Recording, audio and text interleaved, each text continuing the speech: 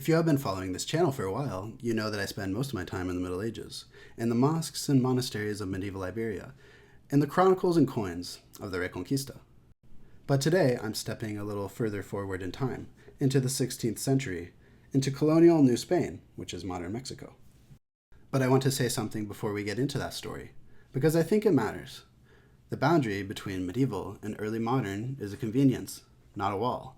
Historians draw it because periodization is useful in organizing courses and bookshelves, but the past does not observe it. The word morisco is a perfect illustration of that. It was born in medieval Iberia, forged in centuries of Christian-Muslim encounter, sharpened by the forced conversions in 1502 and the suspicions that followed them, and then carried across the Atlantic by men who knew exactly what it meant, exactly how much damage it could do. When Pedro Muñoz called Alonso Hernandez a morisco on the ranching frontier of New Spain in 1581, he was reaching back into a very old vocabulary. Understanding why that word had weight requires knowing the word that made it. That is what this channel is about. Let's begin the story.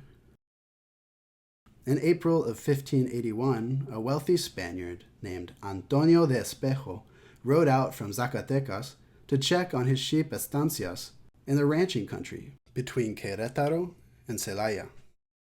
He had cowboys to round up and livestock to brand. It should have been a routine trip, but it was not.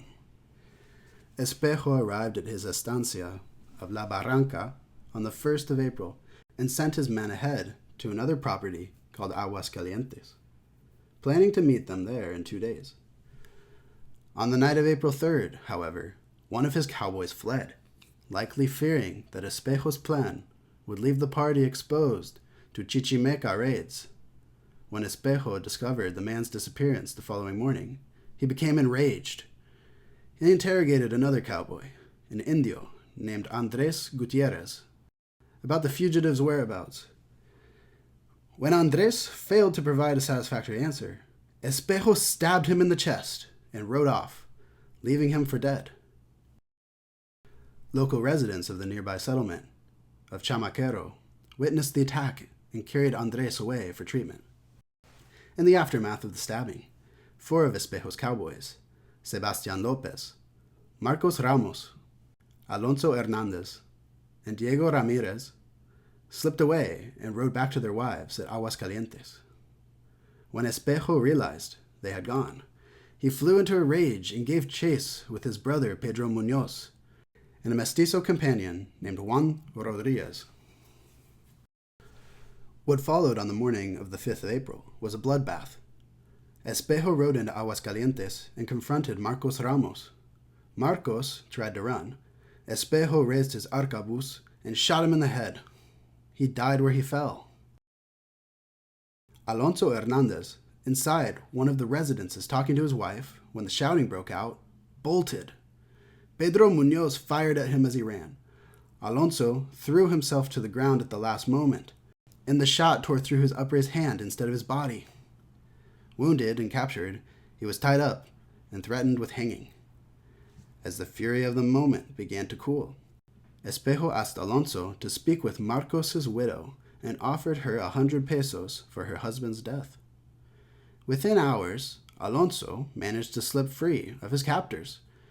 He rode straight to Querétaro and reported everything to the authorities. The investigation that followed was extensive. Espejo and his brother fled and hid from the law. They were tried, convicted in absentia, and sentenced to death. At that point, Espejo made his move. He petitioned the crown to consider his sentence in light of a service he was prepared to render. He would lead an expedition north into unknown territory. In 1582, he did exactly that, venturing into what is now the American Southwest, and producing one of the early Spanish accounts of that region. The documentation of the entire affair, the murders, the flight, the appeal, the expedition, survives because Espejo submitted it all to the crown as a part of his case for a pardon. And buried in that legal record is something remarkable. When Pedro Muñoz de Espejo mounted his defense against the fiscal's charges, he needed to discredit the man who had reported the crime, so he reached for a label. He called Alonso Hernandez a Morisco, hijo de Morisco y India, a Morisco, son of a Morisco and an indigenous woman. His witnesses repeated it. The problem was that Alonso had been born in the colonies and had never been a Muslim. He could not have been a Morisco in any meaningful religious sense. Most witnesses, in fact, called him a mulatto. But Pedro was not making a genealogical argument. He was making a legal and social one. In the Spain of 1581, Moriscos were objects of deep suspicion. The revolt of the Alpujarras, when Moriscos in Granada had risen against Philip II, was barely 13 years in the past. The word carried weight. Pedro was using that weight as a weapon, hoping that the stigma attached to the label would be enough to undercut the testimony of the man whose hand he had shot through. The record survived, and in surviving, it left us a window into exactly how words like Morisco traveled from Iberia to the Americas, not as neutral descriptions, but as instruments of power, deployed by men who understood precisely what they meant.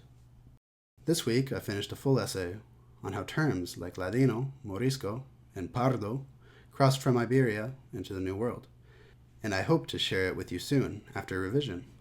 If that is the kind of content you want to see more of, let me know in the comments, and I hope you enjoyed the story of Alonso Hernandez and Antonio de Espejo.